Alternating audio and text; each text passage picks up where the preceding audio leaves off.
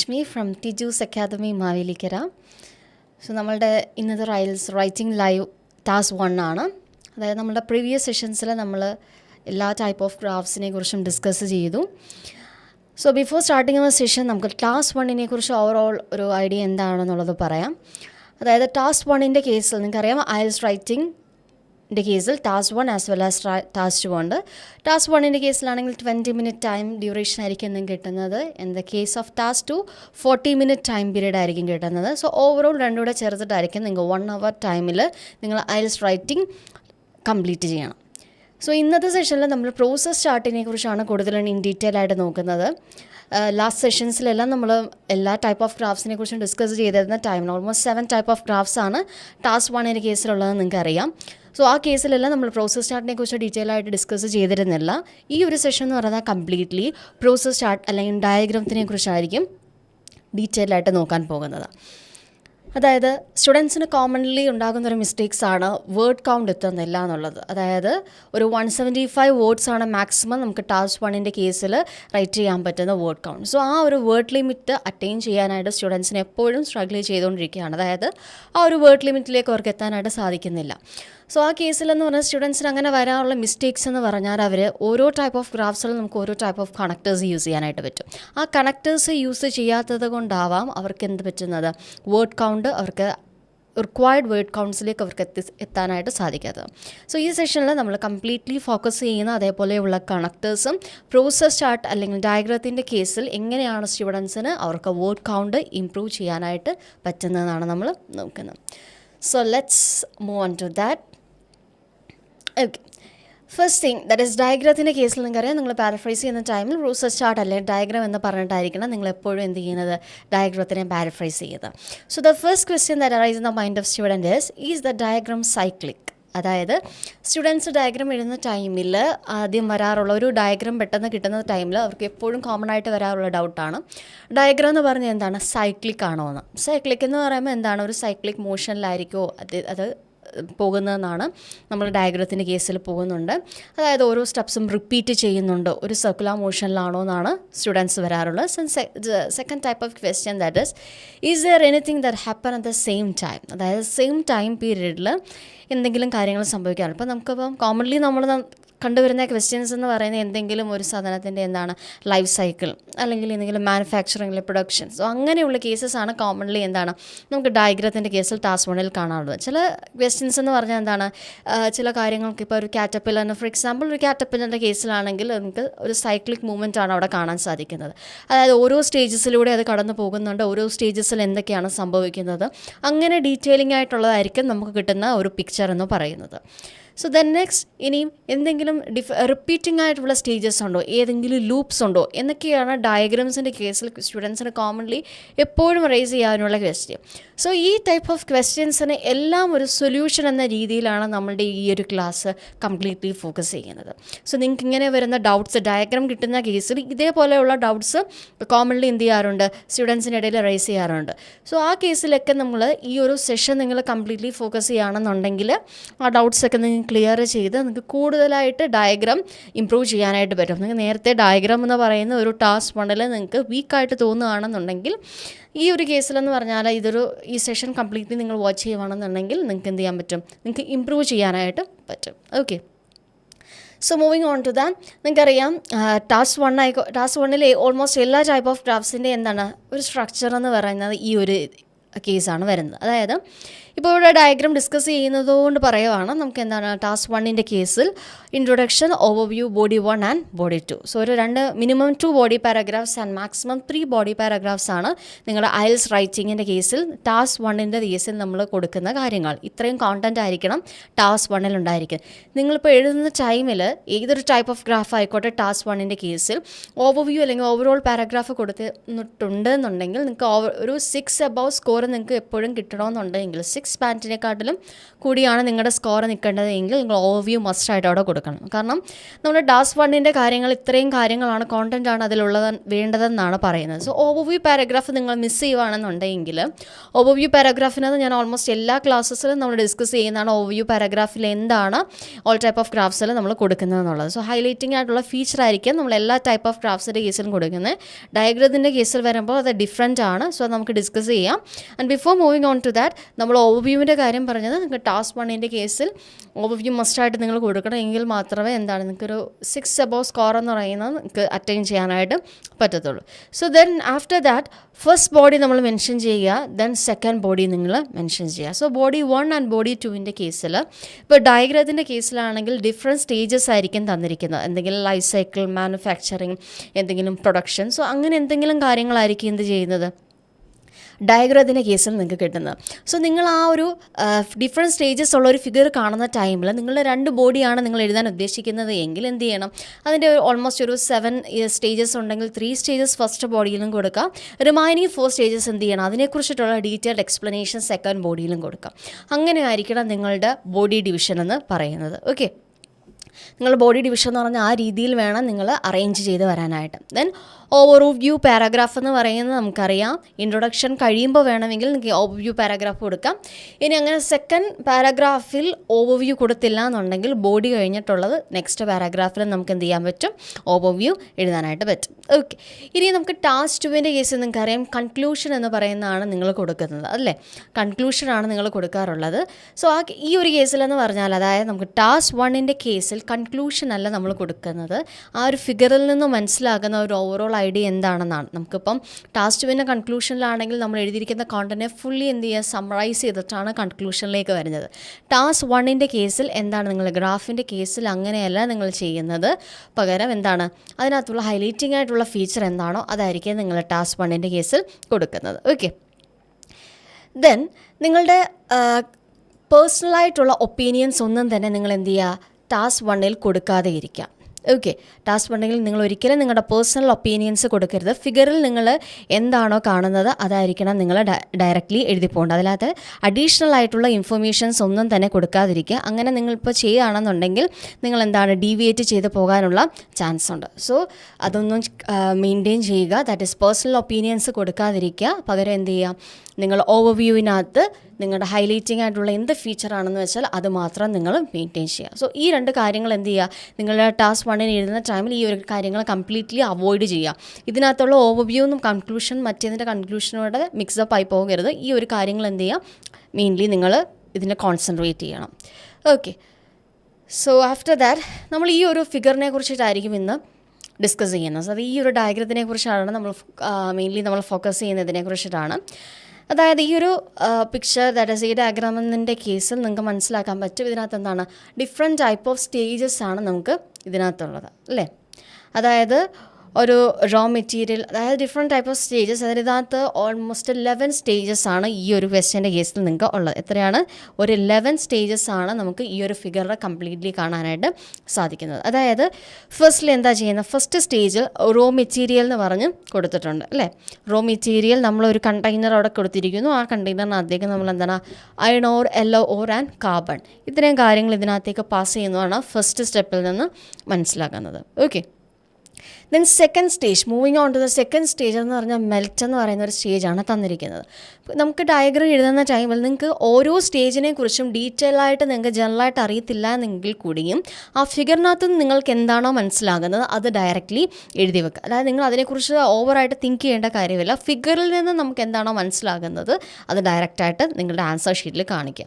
Okay, so in the next stage, that is melt എന്ന് പറയുന്നതാണ് നമ്മളുടെ സെക്കൻഡ് സ്റ്റേജ്. ഫസ്റ്റ് സ്റ്റേജ് എന്ന് പറയുന്നത് റോ മെറ്റീരിയലാണ്, സെക്കൻഡ് സ്റ്റേജ് എന്ന് പറഞ്ഞാൽ മെൽറ്റാണ്.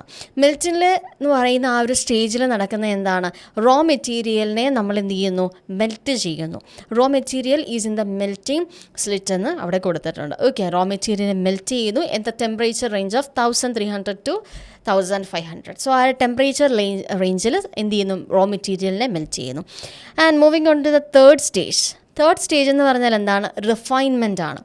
റിഫൈൻമെൻറ്റിൻ്റെ കേസിൽ എന്താണ് നമ്മൾ ഇനി റിഫൈൻമെൻറ്റ് എന്താണെന്ന് അറിയത്തില്ല എന്നുള്ളതെങ്കിൽ കൂടിയും സ്മെൽറ്റിംഗ് ക്യാബിനവിടെ കൊടുത്തിട്ടുണ്ട്. സോ അവിടെ എന്ത് ചെയ്യുന്നു, സ്മെൽറ്റിംഗ് ആണ് ചെയ്യുന്നത് എന്നുള്ളത് ഡയറക്റ്റ്ലി പറയാം. So in the next stage എന്താണ്, pouring machine, that is condensed metal is poured into ignots. Okay, അപ്പോൾ എന്ത് ചെയ്യുന്നു, ആ ഒരു ഇഗ്നോട്ട്സ് എന്ന് പറയുമ്പോൾ എന്താണ്, ഡിഫറെൻറ്റ് ഷേപ്സിലേക്ക് നമ്മൾ ആ മെൽറ്റ് ചെയ്ത് ഒഴിക്കുന്ന സാധനങ്ങൾ ഡിഫറെൻറ്റ് ഷേപ്സിലേക്ക് വരാൻ വേണ്ടിയിട്ട് ആ ഒരു സ്റ്റേജ് അവിടെ കാണിക്കുന്നത്. ഓക്കെ, ആ ഒരു സ്റ്റേജിൽ ഇതാണ് നടക്കുന്നതെന്ന് അവിടെയും ഡയറക്റ്റായിട്ട് പറയാം. ആൻഡ് ആഫ്റ്റർ ദാറ്റ് നമ്മൾ എന്താണ്, ഇങ്ങനെ ആയിരിക്കും ഇതിൻ്റെ സ്റ്റേജസ് പറയുന്നത്. ഇവിടം വരെ 4 സ്റ്റേജസ് പറയുന്നു.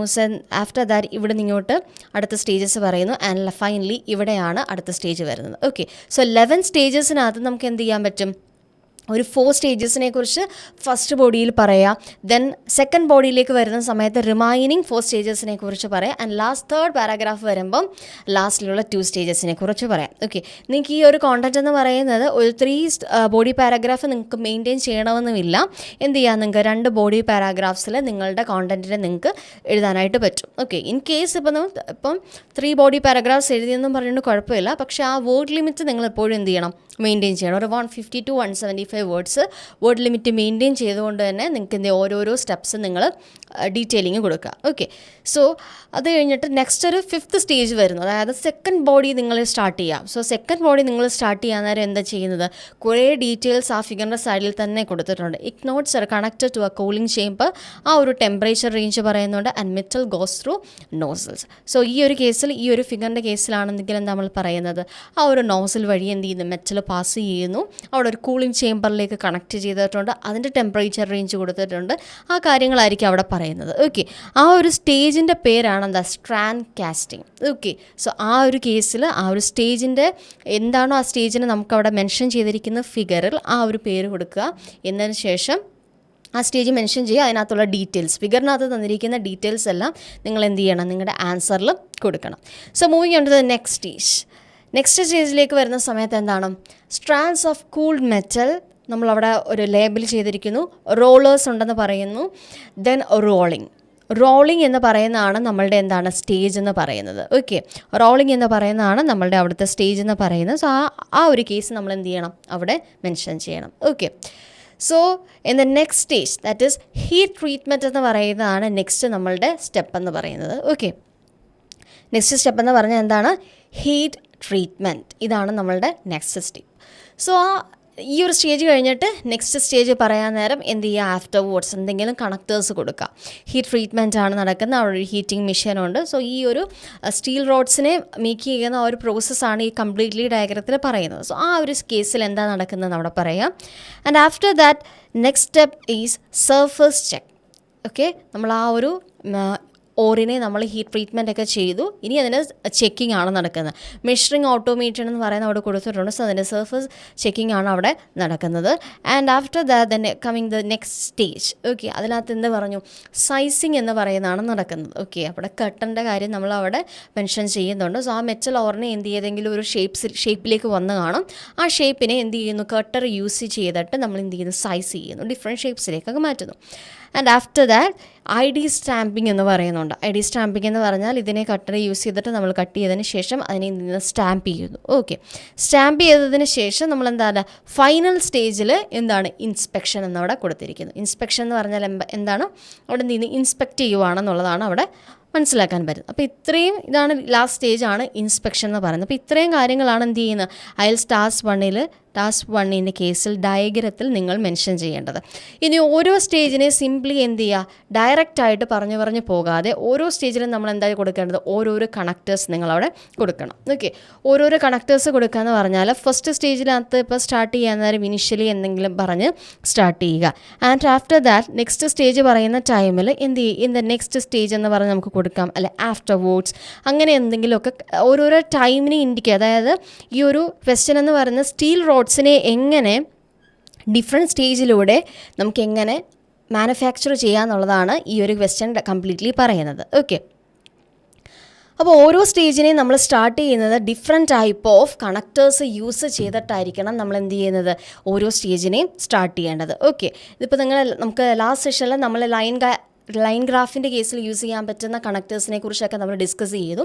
അതേപോലെ തന്നെ ഡയഗ്രത്തിൻ്റെ കേസിൽ നമുക്ക് യൂസ് ചെയ്യാൻ പറ്റുന്ന കുറച്ച് വൊക്കാബ്സ് ഉണ്ട്. ഓക്കെ, അപ്പോൾ ആ ഒരു കേസിലെന്ന് പറഞ്ഞാൽ എന്ത് ചെയ്യാൻ പറ്റും, നമുക്ക് ഡയഗ്രത്തിൻ്റെ കേസിൽ അത് ഭയങ്കര യൂസ്ഫുൾ ആകും. ഓക്കെ, ആ ഒരു കണക്റ്റേഴ്സിനെ കുറിച്ചിട്ടാണ് നമ്മൾ ഇനിയും നെക്സ്റ്റ് ഡിസ്കസ് ചെയ്യാനായിട്ട് പോകുന്നത്. അപ്പോൾ ഇതാണ് നമ്മളുടെ ക്വസ്റ്റ്യൻ. അപ്പോൾ ഫസ്റ്റ് തിങ് എന്ന് പറയുന്നത് നിങ്ങളോട് ഇൻട്രൊഡക്ഷൻ കൊടുക്കുമായിരിക്കും. So question നോക്കിയേ, the diagram illustrates how steel rod are manufactured in the furniture industries. Okay, furniture industryയിൽ സ്റ്റീൽ റോഡ് എങ്ങനെയാണ് മാനുഫാക്ചർ ചെയ്യുന്നതെന്നാണ് നമ്മുടെ ക്വസ്റ്റ്യൻ പറയുന്നത്. ഓക്കെ, സോ അതിനെ പാരഫ്രൈസ് ചെയ്യുന്ന ടൈമിൽ എന്താ ചെയ്യേണ്ടത് നിങ്ങൾ? ദ ഡയഗ്രാം ഇല്ലുസ്ട്രേറ്റ്സ് എന്നായിരുന്നു. ദ ഡയഗ്രാം എന്ന് പറയുന്ന ആസസ് ഡയഗ്രാം എന്ന് തന്നെ കൊടുക്കുക. അതായത് അതിനെ പാരഫ്രൈസ് ചെയ്യുന്ന ടൈമിൽ ഏത് ടൈപ്പ് ഓഫ് ഗ്രാഫ് ആണെന്നുള്ളത് നിങ്ങൾ റീഫ്രേസ് ചെയ്യാൻ നിൽക്കേണ്ട. ടൈപ്പ് ഓഫ് ഗ്രാഫ് അതേപോലെ തന്നെ മെയിൻറ്റെയിൻ ചെയ്യുക. ഇല്ലുസ്ട്രേറ്റ്സ് എന്ന് പറയുന്ന വേർഡിന് പകരം എന്ത് ചെയ്യുക, അതിൻ്റെ സിനണിംസ് യൂസ് ചെയ്യുക. ഇവിടെ നമ്മൾ എക്സ്പ്ലെയിൻസ് എന്ന് പറഞ്ഞു കൊടുത്തു. Explains the way in which steel rods are produced for the furniture industry. So furniture ഇൻഡസ്ട്രിക്ക് വേണ്ടിയിട്ട് സ്റ്റീൽ റോഡ്സ് എങ്ങനെയാണ് പ്രൊഡ്യൂസ് ചെയ്യുന്നതിൻ്റെ ഡിഫറെൻറ്റ് സ്റ്റെപ്സാണ് നമ്മൾ എന്ത് ചെയ്യുന്നത്, ഈ ഡയഗ്രത്തിൽ എക്സ്പ്ലെയിൻ ചെയ്യുന്നതെന്നാണ് പറയുന്നത്. ഓക്കെ, ഇനി ഇല്ലുസ്ട്രേറ്റ്സ് എന്ന് പറയുന്ന വേർഡിന് പകരം നമുക്ക് യൂസ് ചെയ്യാൻ പറ്റുന്ന വൊക്കാബ്സ് ആണ് എന്തെന്ന് പറഞ്ഞാൽ shows, explains, describes, depicts and represents. ഇത്രയും വേർഡ്സ് നമുക്ക് എന്ത് ചെയ്യാൻ പറ്റും, ഇല്ലുസ്ട്രേറ്റ്സ് എന്ന് പറയുന്ന വേർഡിന് പകരം യൂസ് ചെയ്യാൻ പറ്റുന്ന വൊക്കാബ്സ് ആണ് ഇത്രയും കാര്യങ്ങൾ. ഓക്കെ, സോ അപ്പോൾ എക്സ്പ്ലെയിൻസ് എന്ന് പറയുന്ന നമ്മളൊരു വേർഡ് കൊടുത്തു എങ്കിൽ അതിന് സിനോണിമായിട്ട് എന്തൊക്കെ യൂസ് ചെയ്യണം?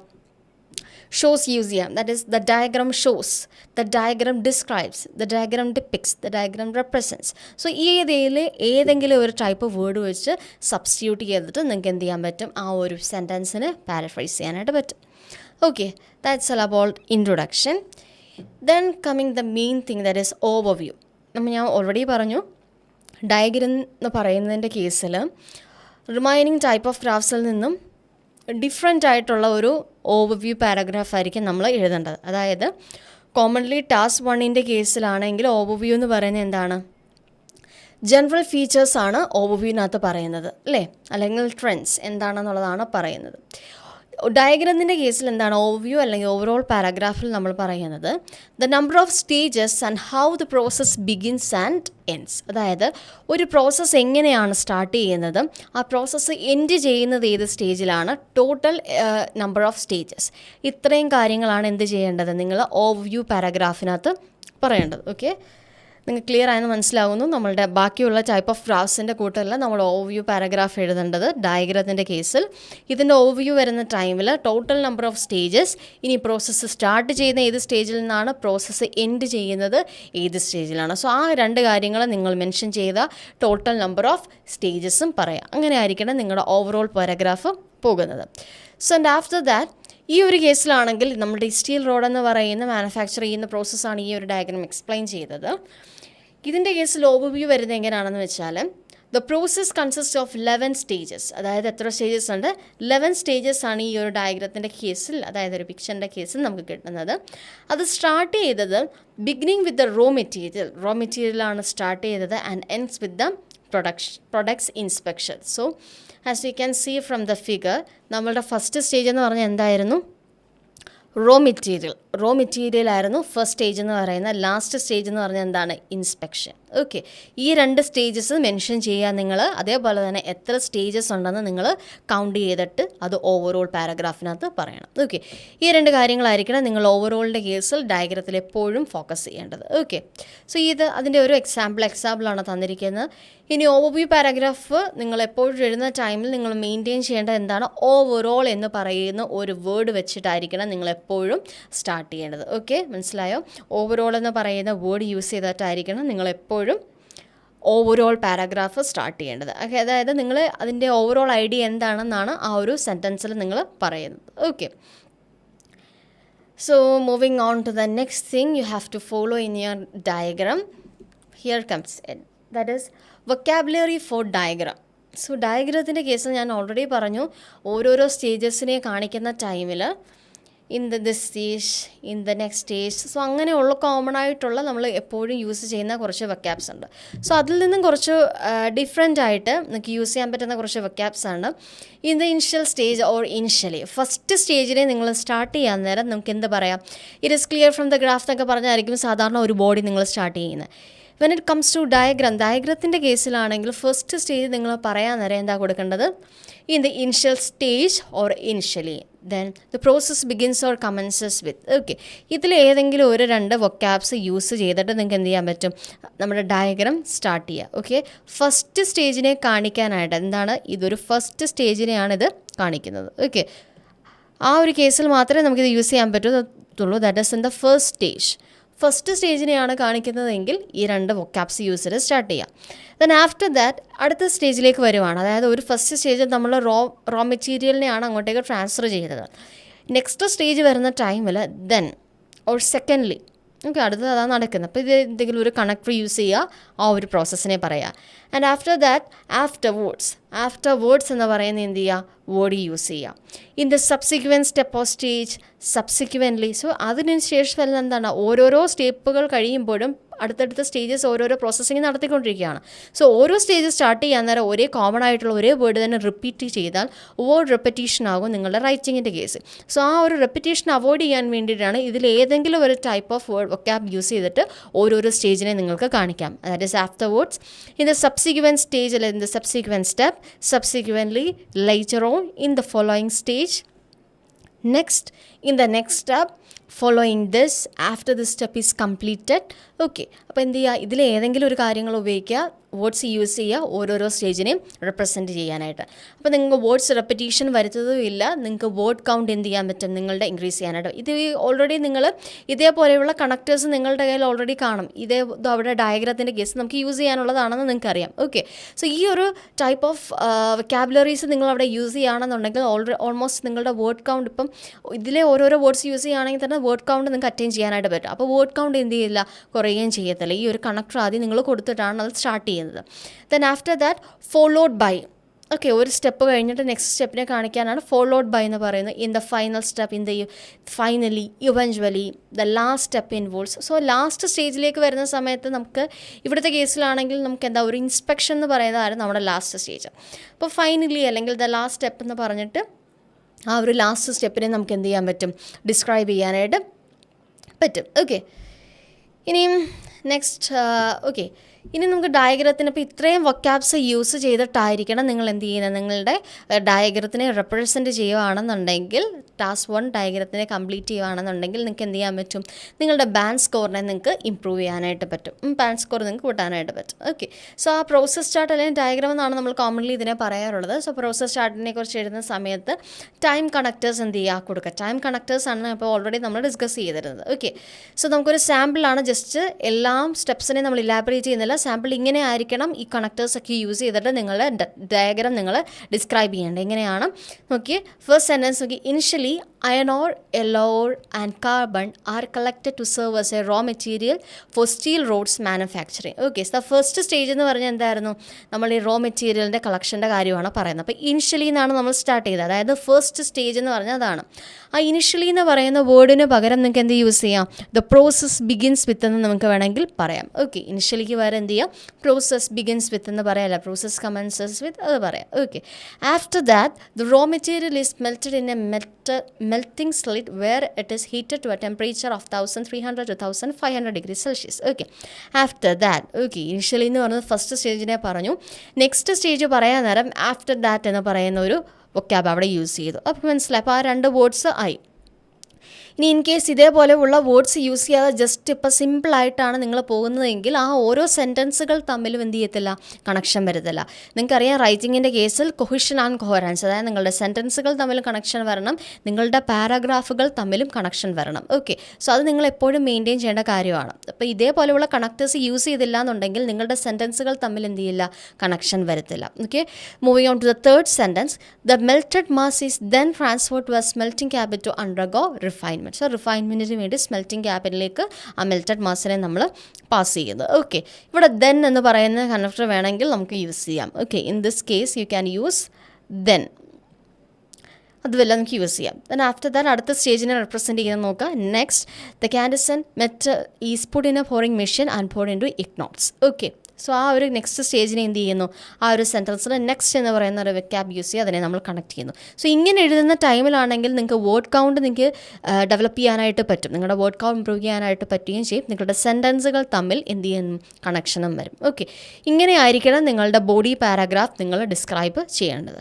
So after that overall paragraph നിങ്ങൾ ശ്രദ്ധിച്ചേ, ഇങ്ങനെ ആയിരിക്കണം നിങ്ങൾ ഇതേപോലെയുള്ള ഓരോരോ കണക്ടേഴ്സ് യൂസ് ചെയ്തിട്ടും 11 സ്റ്റേജസിനെ നിങ്ങൾ എന്ത് ചെയ്യുക, കംപ്ലീറ്റ് ചെയ്യുക. And after that coming the overall paragraph ഞാൻ പറഞ്ഞു, ഓവറോൾ എന്ന് പറയുന്ന ഒരു വേർഡ് വെച്ചിട്ടായിരിക്കണം നമ്മൾ സ്റ്റാർട്ട് ചെയ്യുന്നത്. സോ ഹൈലൈറ്റിംഗ് ആയിട്ടുള്ള ഈ ഒരു ഫിഗറിൻ്റെ കേസിൽ ഫീച്ചറാണ് നമ്മൾ പറയുന്നത്.